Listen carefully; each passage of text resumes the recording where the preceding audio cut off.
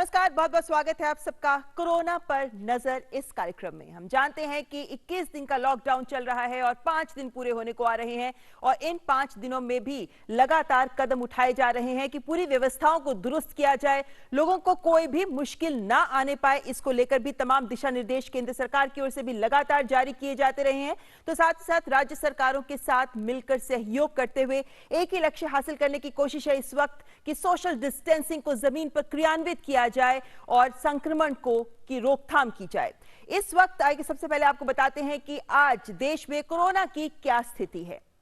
देश में कोरोना से संक्रमित 86 लोग हैं जो पूरी तरह से स्वस्थ हो गए हैं और वहीं भारत में कोरोना से संक्रमित एक्टिव लोगों की संख्या है 867। कोरोना से प्रभावित लोगों की कुल संख्या है 979 और देश में अब तक कोरोना से प्रभावित 25 लोगों की मृत्यु हो गई है।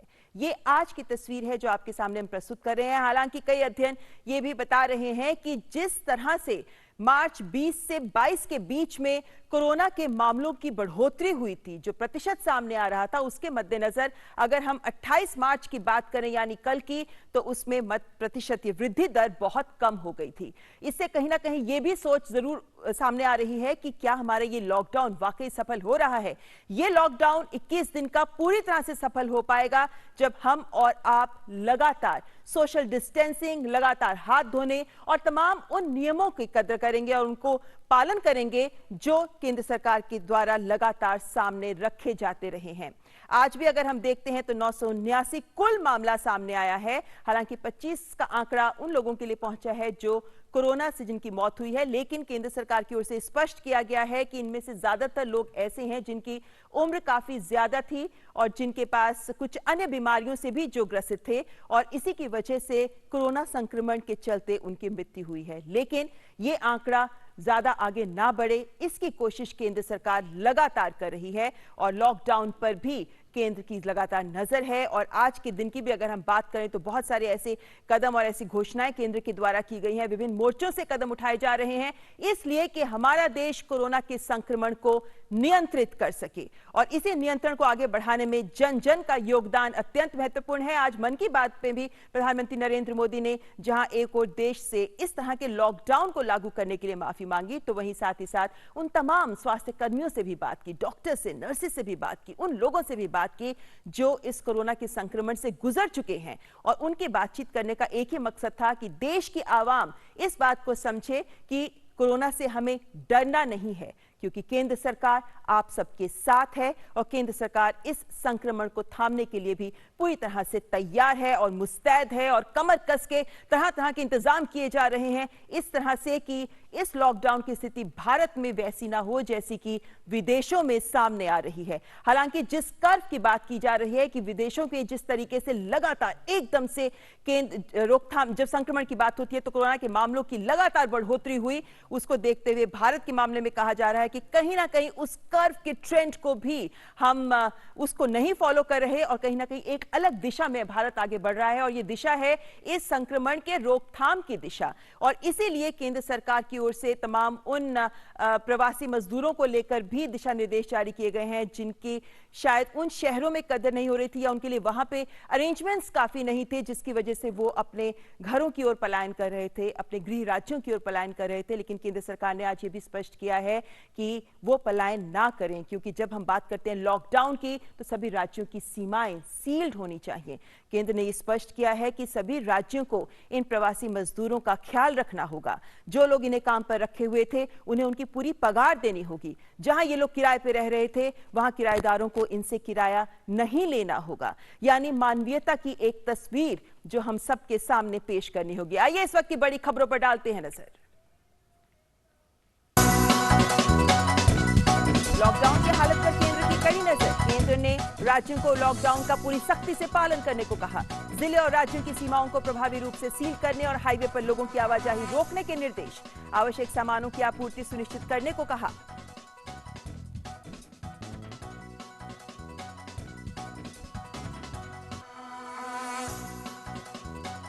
कोरोना के खिलाफ युद्ध स्तर पर कदम उठा रहा है केंद्र। स्वास्थ्य सेवाओं की मजबूती पर सबसे ज्यादा जोर। बनाए गए 10 समूह। विदेशों से मंगाए जा रहे हैं मास्क और वेंटिलेटर्स। 47 प्राइवेट लैब्स को जांच की इजाजत। संक्रमित लोगों की संख्या बढ़कर हुई 989। अब तक 25 लोगों की मौत।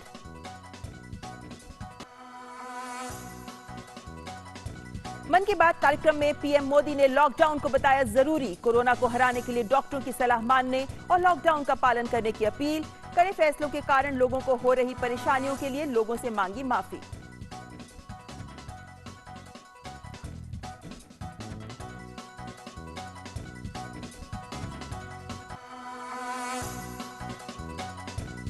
संकट की घड़ी में पीएम केयर फंड में योगदान की प्रधानमंत्री की अपील पर राष्ट्र हुआ एकजुट। राष्ट्रपति ने किया फंड में 1 महीने का वेतन देने का ऐलान।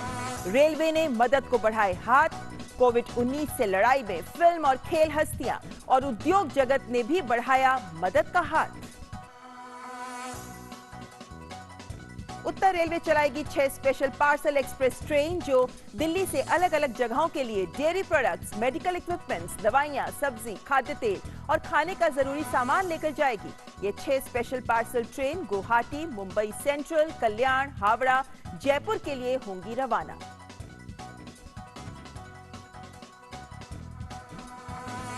तो ये देश से जुड़ी कोरोना की बड़ी हेडलाइंस, लेकिन आइए रुख कर लेते हैं अंतर्राष्ट्रीय जगत का। देखते हैं वहां कौन सी बड़ी खबरें हैं जो सुर्खियां बटोर रही हैं कोरोना से जुड़ी हुई। विश्व भर में 6 लाख से ज्यादा लोग कोरोना से संक्रमित। मौत का आंकड़ा 30,000 के पार।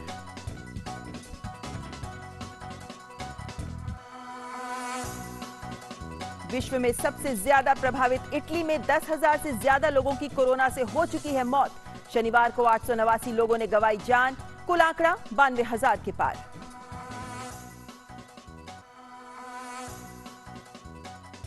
स्पेन में भी नहीं थम रहा कोरोना का कहर। 24 घंटों में 838 की मौत के साथ अभी तक 6,500 से ज्यादा लोगों की मौत। कुल संक्रमित 78,000 से ज्यादा।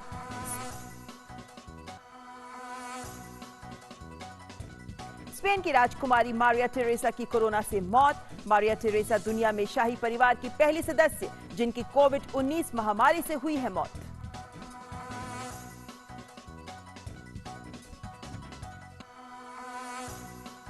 अमेरिका में कोरोना से मरने वालों की तादाद हुई 2,000 से अधिक। संक्रमित 1.25 लाख से ज्यादा। न्यूयॉर्क में ट्रंप ने नहीं लागू किया quarantine. New Jersey, Connecticut, New York में जारी किए गए यात्रा संबंधी दिशा निर्देश। वहीं न्यूयॉर्क में अप्रैल में होने वाले राष्ट्रपति चुनाव के उम्मीदवारों के चयन की प्रक्रिया के तहत होने वाले प्राइमरीज जून तक स्थगित। अमेरिकी राष्ट्रपति ट्रंप और चीन के राष्ट्रपति शी जिनपिंग के बीच हुई 1 घंटे तक बातचीत। कोरोना के संदर्भ में डेटा साझा करने पर सहमति। वैश्विक स्वास्थ्य के लिए कोविड-19 पर मिलकर काम करने की जताई प्रतिबद्धता। कोरोना वायरस की जांच में संक्रमित पाए जाने के बाद खुद को अलग रख रहे ब्रिटेन के प्रधानमंत्री बोरिस जॉनसन देश के प्रत्येक परिवार को भेजेंगे पत्र जिसमें वैश्विक महामारी के प्रति आगाह करने के साथ ही सोशल डिस्टेंसिंग का पालन करने और सहयोग करने की होगी अपील। 3 करोड़ घरों तक पहुंचेंगे ये पत्र। चीन में 2 महीने तक बंद रहने के बाद सतर्कता के साथ धीरे धीरे खोला जा रहा है वुहान शहर। हालांकि विदेशों से आए लोगों में संक्रमण के कारण बनी हुई है चिंता। वुहान के रेलवे स्टेशन में सेवा बहाल। राजमार्गों पर परिचालन की अनुमति भी हो गई है।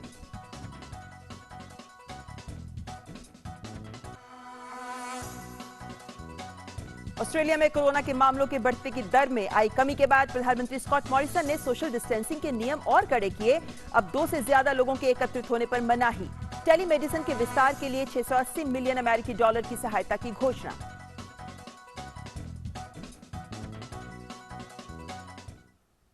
आइए अब आपको दिखाते हैं ग्राफिक्स के जरिए कि विश्व भर में किस तरीके से पैर पसार रहा है कोरोना।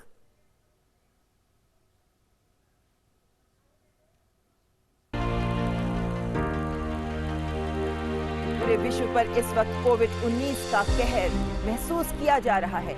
चीन से इसकी शुरुआत हुई, लेकिन अब तक 6.25 लाख से ज्यादा मामले सामने आ चुके हैं विश्व भर में और 25,000 की जगह 30,000 से ज्यादा लोगों की मौत हो चुकी है।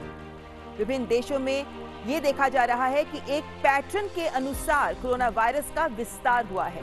विभिन्न देशों पर अगर हम नजर डालें तो ये पैटर्न स्पष्ट हो जाता है। इटली की बात करें तो 1 मार्च से ही इस पैटर्न में बढ़ोतरी नजर आने लगी थी और अब प्रथम नंबर पर पहुंच गया है इटली, जहां 92,000 संक्रमित मामले सामने हैं। अमेरिका की बात करें तो यहां भी लगभग 8 से 9 मार्च के बीच का वो वक्त है जब एकदम से मामले बहुत बढ़े और अब 1.25 लाख से ज्यादा मामले अमेरिका में देखे जा रहे हैं। ईरान और स्पेन की भी बात करें तो मार्च का पहला हफ्ता यहां इन देशों के लिए भी काफी खतरनाक रहा, जहां एकदम मामलों में तेज बढ़ोतरी हुई और साथ ही साथ मृत्यु का आंकड़ा भी बढ़ता गया।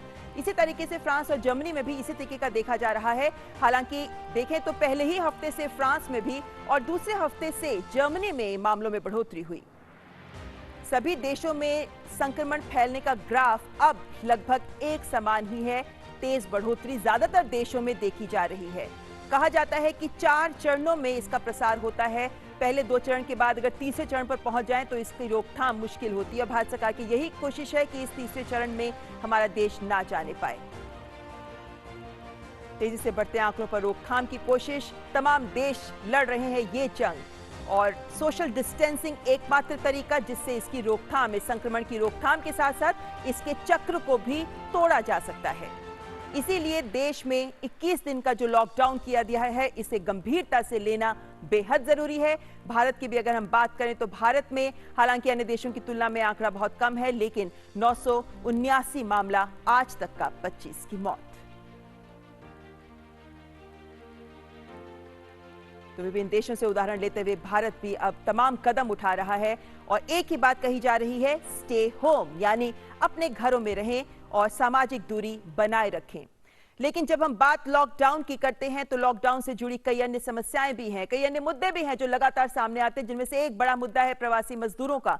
हमने देखा किस तरीके से दिल्ली की भी सीमाओं पर पिछले 2-3 दिनों में ही इन मजदूरों का जमावड़ा देखा गया। खासतौर पर गाजियाबाद के बस स्टेशन की बात करें या फिर हम आनंद विहार बस स्टेशन की बात करें, भारी तादाद थी, जिसके बाद केंद्र सरकार ने अब कड़ा रुख अपनाते हुए तमाम राज्यों को दिशा निर्देश भी जारी किए हैं। लेकिन हमने जायजा लिया कि किस तरह इन बस अड्डों पर आज की तस्वीर क्या तस्वीर पेश करती है, क्योंकि कल जिस तरीके का जमावड़ा था उसके बाद कदम उठाते हुए अब ये बस अड्डे यानी दिल्ली की सीमा पूरी तरह से साफ नजर आ रही है।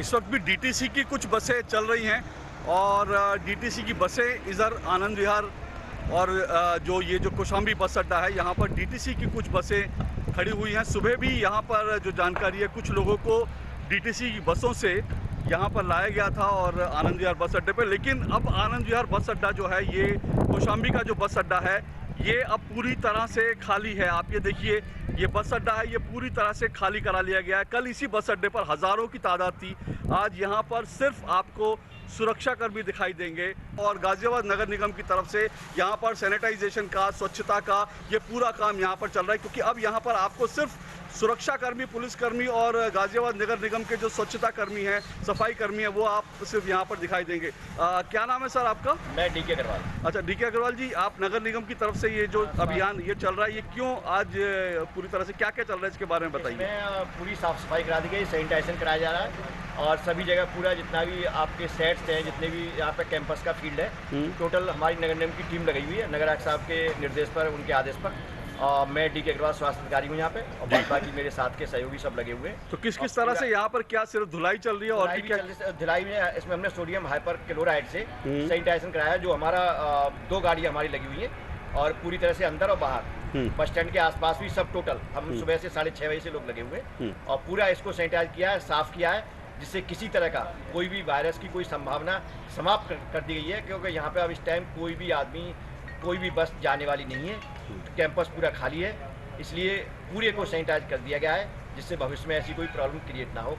सरकार की तरफ से बार बार ये लोगों से निवेदन किया जा रहा है कि आप जहां पर हैं वहीं पर आपके रहने खाने की सारी व्यवस्था करी जाएगी, लेकिन आप लॉकडाउन के नियमों का पालन करें, आप अपने घरों में बने रहें। लेकिन अगर आप देखेंगे तो अभी भी कुछ लोग जो हैं, हालांकि कल से स्थिति बहुत बेहतर है और स्थिति अब कह सकते हैं कि काफ़ी हद तक नियंत्रण में भी है, लेकिन अभी भी कुछ डीटीसी बसें लगी हुई हैं और आपको दिखाई देगा कुछ लोग जो हैं आसपास डीटीसी बसों के आसपास जो हैं। तो ये जो लोगों को यहाँ पर आनंद विहार बस अड्डे तक पहुंचने की व्यवस्था है, इसको भी बहुत हद तक नियंत्रित करना ज़रूरी है। लोगों को समझाने की ज़रूरत है कि लोग अपने घरों में रहें। लेकिन इसके अलावा अगर मैं कौशाम्बी की बात करूं तो कौशाम्बी बस स्टेशन से बसों का संचालन पूरी तरह से बंद है। जी हाँ, कल यहाँ पर हज़ारों और लाखों लोगों की तादाद यहाँ पर पहुँच गई थी, लेकिन अब कौशाम्बी बस स्टेशन से बसों का संचालन पूरी तरह से बंद है। तो अब आप जहाँ हैं वहीं पर रुकिए। कोई ऐसी बस सर्विस नहीं है जो आपको आपके घर तक या आपके गृह जिले तक पहुंचाए। आप जहां हैं आपको वहीं रुकना है और वहीं पर आपके लिए तमाम सारी व्यवस्थाएं की जाएंगी। कौशाम्बी और आनंद विहार से Ashok Srivastava, DD news.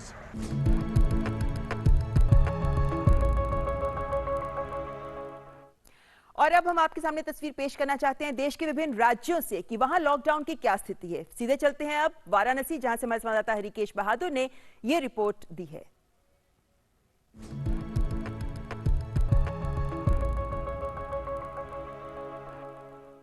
Lockdown, Kashi एक धार्मिक नगरी और इन दिनों नवरात्र, तीनों के कारण यहाँ के लोग जो कि धार्मिक प्रवृत्ति के ज़्यादातर लोग हैं, नवरात्र में घरों से बाहर नहीं निकल रहे हैं। मंदिर बंद हैं, इसलिए लोग घरों में ही पूजा और प्रार्थना कर रहे हैं। क्योंकि वाराणसी संदेश देने का काम करता रहा है पूरे विश्व को, जैसा कि वीडियो कॉन्फ्रेंसिंग में प्रधानमंत्री जी ने, यहाँ के सांसद ने कहा था। तो लोग यहाँ पे विश्व के सुख के लिए, विश्व को इस महामारी से निजात मिले, इसके लिए अपने घरों में माँ दुर्गा से प्रार्थना कर रहे हैं। हम लोग सभी माँ से प्रार्थना कर रहे हैं कि हे माँ, इस विपत्ति से, इस रोग से पूरे विश्व को निजात दिलाइए। हम लोगों का एक आध्यात्मिक संगठन है प्राणिक हीलिंग, जिसमें हम लोग मास मेडिटेशन करते हैं, लेकिन सोशल डिस्टेंस को मेंटेन करते हुए जूम ऐप पर, और विश्व के कल्याण की प्रार्थना करते हैं। यहाँ की जो मानवीय संवेदना है, लोग जो यहाँ पर संस्थाएं हैं, प्रशासन है, ये जो लोग मजदूर यहाँ पे फंस गए हैं, उनके लिए कई मंदिर के ट्रस्ट, कई सामाजिक संस्थाएं भोजन बनाने का कार्य और उनको पहुँचाने का कार्य कर रही हैं। सामान तो 7 से 12 बजे तक मिल जा रहा है। लॉकडाउन लगी है तो काम की तो दिक्कत है ही, लेकिन दूध है, सब्जी हुआ, राशन हुआ, ये सब 7 से 12 बजे तक तो मिल ही जा रहा है। Harkesh Bahadur Singh Gautam, DD news, Varanasi.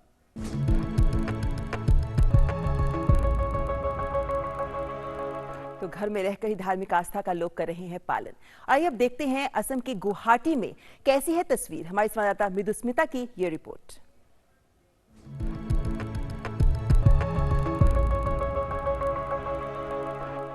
हम एक फैमिली में है अभी प्रस्तुत, जहां पे कोरोना वायरस को जूझते हुए जो लॉकडाउन की घोषणा की थी प्रधानमंत्री जी ने, अभी गुवाहाटी में भी हम एक फैमिली के पास है, जहां पे ऑल्दो काफ़ी लोग घर के अंदर है, सब लोग लॉकडाउन के वजह से, लेकिन मेरे बीच ऐसे भी एक व्यक्ति है जो एक फार्मासिस्ट है। वो अपना फार्मेसी सुबह 10 बजे से खोल के रखते हैं कि वो कैसे क्या प्रिकॉशनरी मेजर्स लेते हैं और कैसे क्या करते हैं। लोग आते हैं, हम लोग पहले वो लोग बाहर में पानी और साबुन वगैरह रखा हुआ है, सैनिटाइजर भी रखा हुआ है, लोग को हैंड वॉश करना पड़ता है, और हम लोग मास्क लगा के रखते हैं, 1 मीटर का डिस्टेंस बना के रखते हैं, और हम लोग साथ साथ में सर्कल, जगह जगह में सर्कल भी बना दिया है कि लोगों को डिस्टेंस मेंटेन हो। इस तरह हम लोग हाइजीनिक भी मेंटेन कर रहे हैं और डिस्टेंस भी मेंटेन कर रहे हैं, ड्यूटी भी निभा रहे हैं अपने। और जो कि अभी प्रधानमंत्री जी ने बोला कि लोगों को पैनिक ना होना चाहिए, और यहाँ असम में जैसे लोगों में थोड़ा बहुत तो पैनिक सिचुएशन है, लेकिन उन्होंने जब अभी वार्तालाप किया कि लोगों को पैनिक ना हो, तो इसके बारे में आप क्या कहेंगे? प्रधानमंत्री जी ने जो काम किया वो तो देश को बचाने के लिए, जिंदगी बचाने के लिए, लोगों को बचाने के लिए किया। इसके लिए उनको बहुत बहुत धन्यवाद देना चाहती हूँ। और जितना भी सके हम घर से ना निकले, मुश्किल हालात में जो जरूरी सामान हो उसके बगैर हम घर से ना निकले। अगर दवा और कोई मतलब ग्रोसरी सामान चाहिए होगा, ज़्यादा अर्जेंसी होगा तो घर से निकले, नहीं तो मत निकले। मैं एक गुवाहाटी के गली में हूँ जहाँ पे कंप्लीट लॉकडाउन है, लोग अपने घरों में हैं।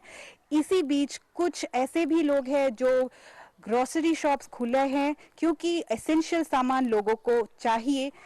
इसी वजह से मैं एक दुकानदार से बात करना चाहूंगी, वो कैसे तरह से प्रिकॉशनरी मेजर्स ले रहे हैं और लोग कैसे उनके दुकान में खरीदारी कर रहे हैं। कस्टमर को थोड़ा अलग अलग कलर सामान देगा, वो 2 दिन रहेगा पीछे ये फिता दुकान है ना, ज़्यादा आदमी नहीं है, 2-3 दिन आएगा, 1 बजे के खुला है अभी। मैं गुवाहाटी से ये हैप्पीली बोलना चाहती हूँ कि एटलीस्ट अब तक एक भी पॉजिटिव केस यहाँ पे नहीं रजिस्टर हुआ है। हालांकि द गवर्नमेंट यहाँ की बहुत ज़्यादा कोशिश कर रही है इससे बचने के लिए, और हर कोई कोशिश कर रहा है कि कोई भी ऐसा अगर पॉजिटिव केस हो, ऐसे हर एक हेल्थ वर्कर अपने अपने काम कर रहे हैं ताकि इस महामारी से बच सके और कोरोना वायरस को अच्छे से मात दे सके।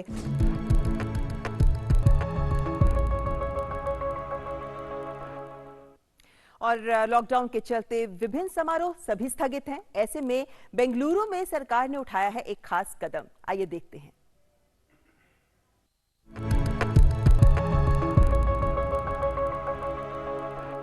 पूरे देश में लॉकडाउन है और लोग घरों पर रहने के लिए मजबूर हैं और कोई उत्सव का माहौल नहीं है। और यही वजह है कि कई जगहों पर कई मैरिज हॉल्स और बैंक्वेट हॉल्स भी बंद हैं। कई लोगों ने समारोह या फिर शादियों की तारीखों को भी आगे बढ़ा दिया है। और अब इसी बात का फायदा उठाते हुए कर्नाटक सरकार पूरे राज्य में करीब 200 से ज्यादा इस तरह के मैरिज हॉल्स यानी शादी भवन को कम्युनिटी हॉल में तब्दील करने जा रही है, ताकि इन हॉल्स में उन लोगों को जगह दी जाए जो बेघर हैं, जिनके पास रहने के लिए कोई आसरा नहीं है। सरकार इस तरह के शादी भवन में कई लोगों को रखेगी और उनका खाने पीने का इंतजाम भी करेगी। सरकार ने 200 से ज्यादा शादी भवन को आइडेंटिफाई कर लिया है और सरकार का ये कहना है कि इन वेडिंग हॉल्स में सोशल डिस्टेंसिंग का भी ध्यान रखा जाएगा और ज्यादा से ज्यादा वेडिंग हॉल्स में कम से कम लोगों को रखने की कोशिश की जाएगी। कर्नाटक में अब तक कोरोना के चलते 3 लोगों की मौत हुई है और कर्नाटक सरकार लगातार पूरे युद्ध स्तर पर इस वायरस से लड़ने के लिए पूरी तैयारी कर चुकी है। Ayesha Khanam, DD news, Bangalore.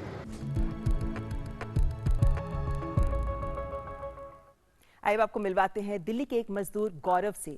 एक तरफ जहां दिहाड़ी मजदूर दिल्ली से पलायन करते नजर आए, तो वहीं गौरव अन्य प्रवासी मजदूरों की तरह दिल्ली छोड़कर जाने की बजाय यहीं रुका है और दे रहा है एक महत्वपूर्ण संदेश।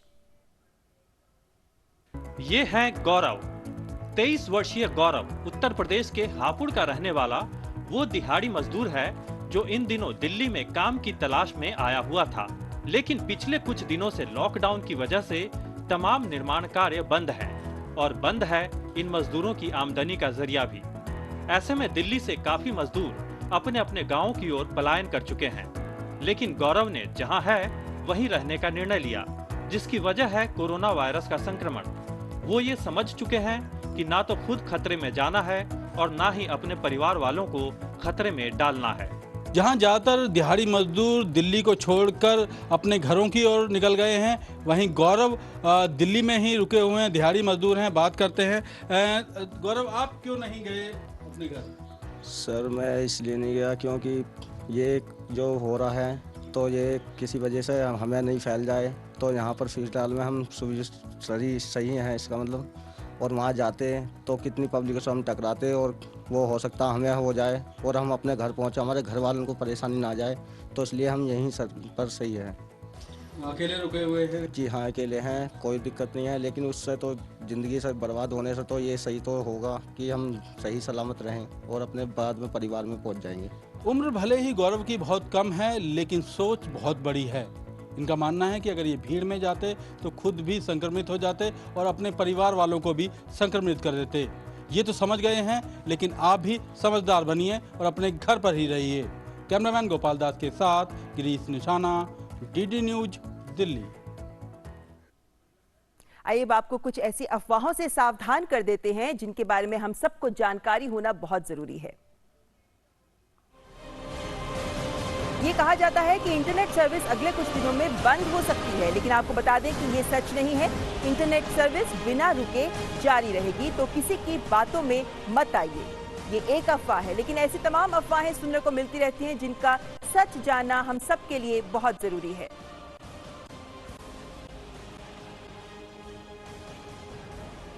एक और आशंका जो सबके दिल में है वो ये कि शायद आपके घर तक पहुंचने वाली पीएनजी गैस की आपूर्ति क्या जारी रहेगी। तो आपको बता दें कि बिल्कुल ये गैस जारी रहेगी। आईजीएल ने तमाम जरूरी कदम भी उठा लिए हैं ताकि किसी के घर में गैस की कमी ना होने पाए। तो इस तरीके की अफवाहों में मत आइए, क्योंकि सरकार पूरी व्यवस्था बना रही है जिसके तहत इस लॉकडाउन के बावजूद आपको तमाम सुविधाएं मिलती रहें। और ऐसी कुछ अफवाहों के ऊपर आप सब लोग भी ध्यान कतई ना दें। और इसके बाद अब हम बात कर लेते हैं रामायण की। जैसा कि हम जानते हैं कि केंद्र सरकार ने, खासतौर पर सूचना प्रसारण मंत्रालय ने ये पहल की और महाभारत और रामायण अब दूरदर्शन पर सबको दिखाई दे रही है। लेकिन इसमें जिन लोगों ने 33 साल पहले किरदार निभाए थे, उनका क्या कहना है आज इसके पुनः प्रसारण को लेकर, आइए सुनते हैं। तो ये जीवंत, ऐसा नहीं हम भगवान नहीं बन गए हैं, लेकिन उस कैरेक्टर की अनुभूति लोगों तक पहुंचाने का एक सफल प्रयास रहा रामानंद सागर जी का।